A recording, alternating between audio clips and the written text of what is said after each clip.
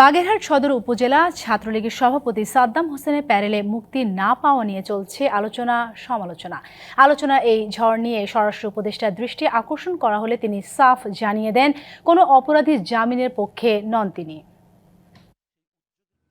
২৪ July August আন্দোলনের সময়কার একটি মামলায় গ্রেপ্তার হয়ে যশোর জেলা কারাগারে বন্দী ছাত্রলীগ নেতা সাদ্দাম হোসেন। তার এই বন্দী জীবনে ঘটে আরও একটি মর্মান্তিক ঘটনা। শনিবার সন্ধ্যায় বাগেরহাট সদর উপজেলার সাবেকডাঙ্গা গ্রামে ৯ মাসের শিশু সন্তানকে হত্যার পর আত্মহত্যা করেন সাদ্দামের স্ত্রী কানিজ সুবর্ণা স্বর্ণালী।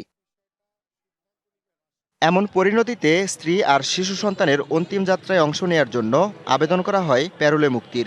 সে আবেদন মঞ্জুর না হওয়ায় দাফনের আগে মরদেহ নেওয়া হয় কারাফটকে। সেখানেই সন্তানের প্রথম এবং শেষ দেখা হয় সাদ্দামের। কেন আমার ভাইদের প্যারোলে এখানে আসতে দেওয়া হয়নি এবং এর জন্য যারা দায়ী তাদের বিচারের আওতায় আনা হোক।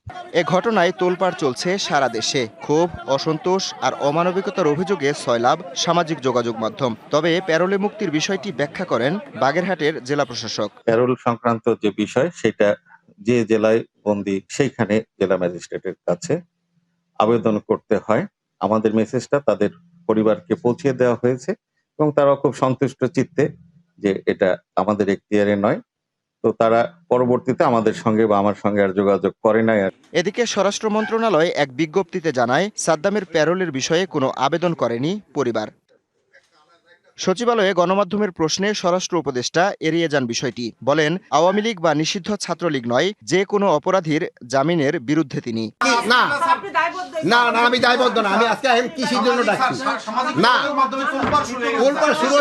আমি কৃষি ছাড়া বলবো না। আমি কৃষি আজকে শোনেন। স্বরাষ্ট্র উপদেষ্টা বলেন, এই দায় তার না।